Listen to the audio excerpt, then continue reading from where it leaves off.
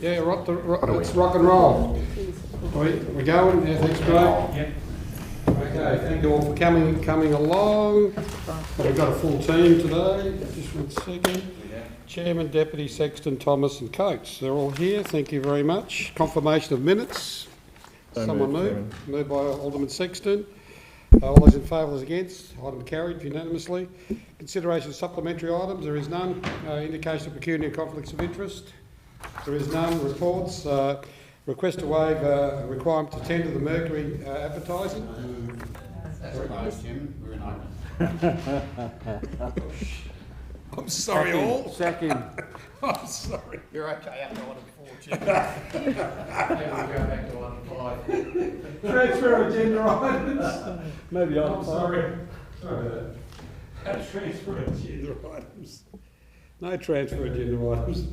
Finance got review of COVID-19 format. Items open for discussion. Chairman, Yes. happy with that, but I just wondered if we could consider 5 o'clock instead of 4:30. I don't know what other committee members So we've got something for 5 o'clock. I'm happy with 4:30 at the moment. Yes. 4:30, 8 or 4:30. I'm generally fine either way. Okay, but well, happy we to- got 5 o'clock doesn't bother me. So I'm generally happy, so we'll be leaving it at 4:30. Okay, At thank the you. moment, but what, does it not suit you? No, it's just, like it's It's tight when you're working. yeah, Yeah. a little bit, but that's okay. That's fine. I just thought I'd throw it out there. Happy to move it as it is, Chairman. Thank you. All those in favour? All those against? Items carried. Annual plan progress report. I'm happy to move that, Chairman. I think, it says somewhere in here about, what are we up to, about 18% or something of things that have been completed, and is that right? Am I reading? As at the 31st of December. Oh, right, yeah, okay, and that obviously things have moved on a little bit more, and Yes. a lot of things are underway, as I saw. Deputy Lord Mayor. Have we, are the constraints relating to COVID and finances having an impact on this, through you to the General Manager? Through you, Chairman, probably to a limited degree. I wouldn't say a huge degree. I'm quite comfortable that we are making our way through the annual report, the key actions in the annual report or annual plan. I think we'll be about 95% improvement by the end of the financial year. And just in relation to, on page 23, 2.4.5, it's the Active and Healthy Streets initiative.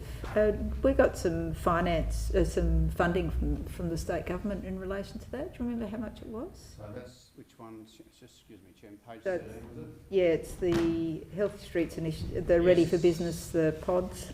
Yes, Chairman. We received $80,000 from the state Department of State Growth for that project. Yep. So any money that's gone into it from the councillor's office at night. Right, okay.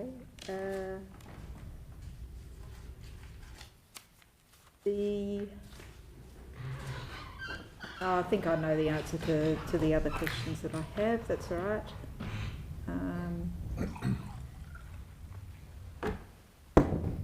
In relation to the bus stop competition, where are we up to with that? Is that going to be finalised soon? Look, I might take that on notice because it's a more detailed answer than I can give tonight, Chairman. The competition side of it has concluded and the selection process has been finalised. But as to where to from here, Chairman, I might take that question on notice and provide an answer out of session. Yep. Thank you. Alderman Thomas. Mine's only a general policy question directed through to our departing Chief General Manager.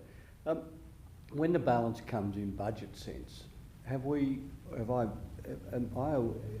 the council anything whereby it balances up priorities of available cash versus infrastructure versus a lot of these community pillars, which are important social initiatives, versus the hardcore infrastructure, asset replacement, asset renewal? I mean, how do we get to in a budgetary sense, when you're analysing the various bids from a department head, such as Mr Short and others, Mr Noy, how has EMT come to work out a prioritisation, or is there not? Is it the best argument? Just for you, Chair, back to Alderman Thomas, are you talking about in terms of the preparation of the Yeah. 2021? Yeah, exactly. Because here we've got a situation, as Alderman Sexton said, 18% finished, going to be a little bit better by June 30.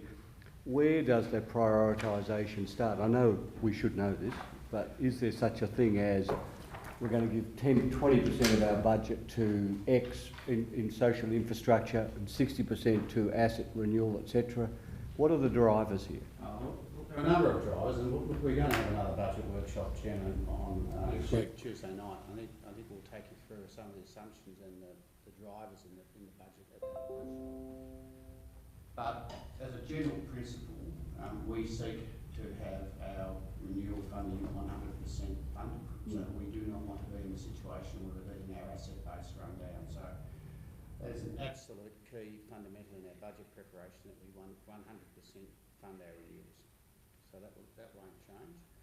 In terms of the other priorities that the organisation has across the whole level of services that we provide, each individual director is responsible for preparing budgets for their own particular area, and then ELT has that corporate overview, if you like, once that all comes together.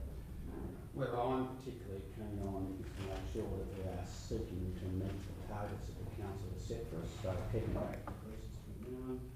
We are working hard to take the $6 million of current expenditure out of the business that the council signed off on last year in April, Chairman. So there are lots of drivers to answer that question.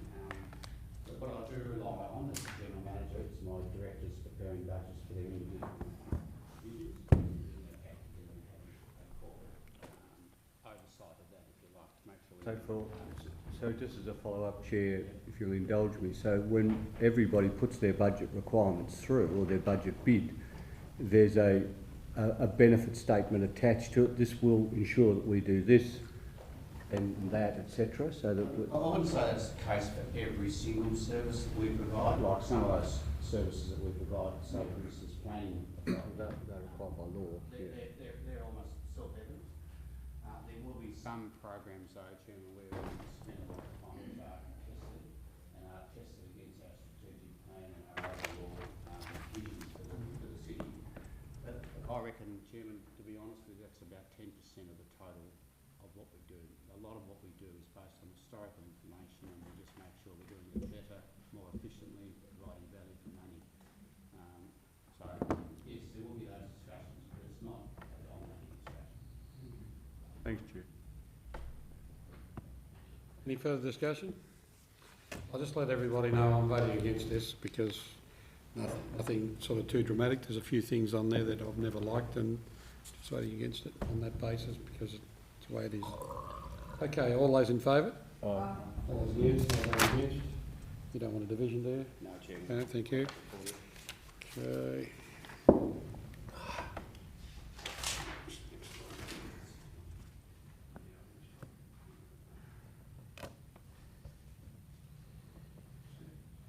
In favour of contract management policy, just Short and sweet, Chairman. I'm happy to move the recommendation. any discussion? No discussion, put the item, all those in favour, all against? Items carried unanimously. Australian Government Associations call for motions. Just on that, Chairman, we have got one motion there that we're asking for some endorsement. It's the obvious benefits of 5G versus residential. Through that motion, but it is open for any other motions that the committee may have a suggestion. Okay. Be nothing. Someone move the motion, please. Happy to move it, Chairman. We're obviously concerned that some of the telecommunications infrastructure is going to be problematic. I mean, I know there are people that think that 5G infrastructure causes COVID and all this sort of nonsense. I mean, I know there's a lot of nonsensical stuff about 5G around the world, and I'm assuming that we're not taking any of that into account. But obviously, is there a particular reason why we're concerned about telecommunications infrastructure relating to 5G? Has something prompted that?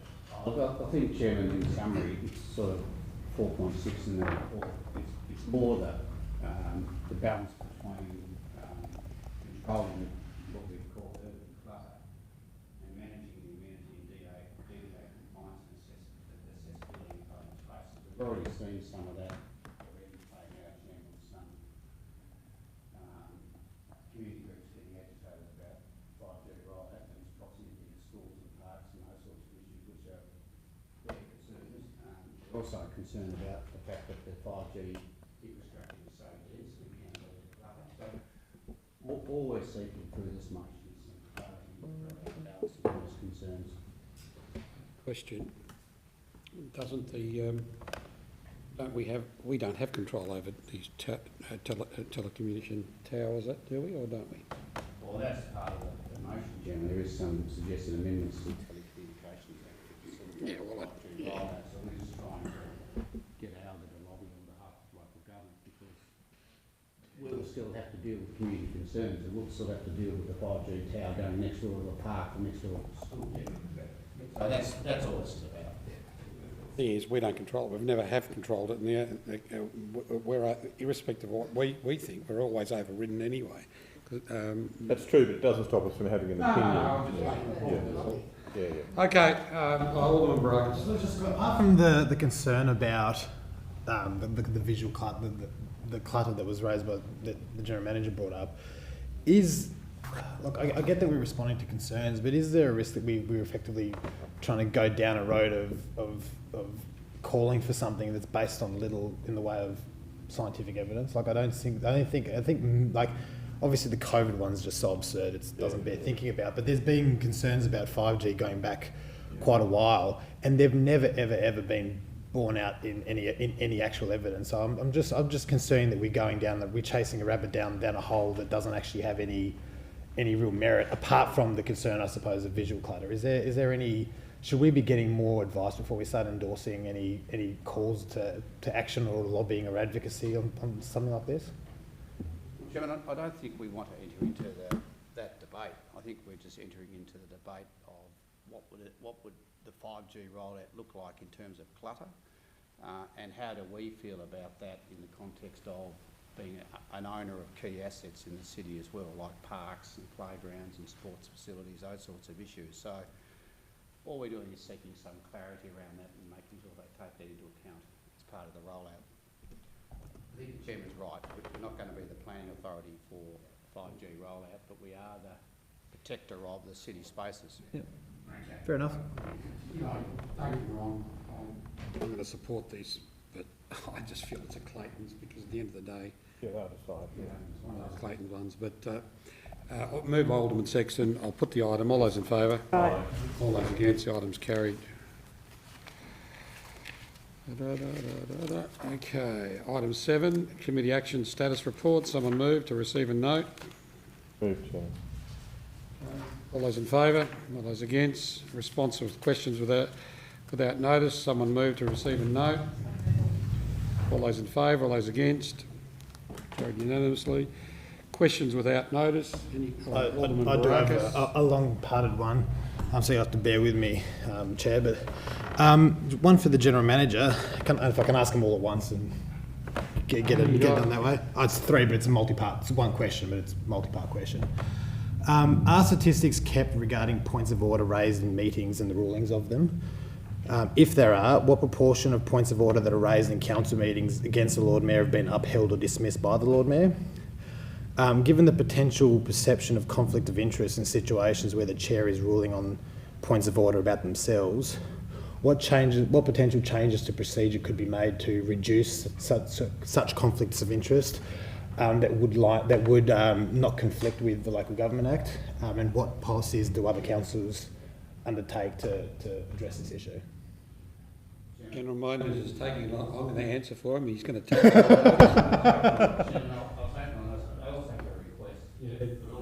Happy to. Could you email that to the General Manager? Yep. I thought I'd assist you and just say the General Manager will take it on notice. Okay. Any other questions? If you know other questions, someone move to go into closed. Moved by Alderman Thomas. Alderman Sexton. All those in favour, all those against? Alderman Carey. Someone please shut the door. Now I'll go on to what I started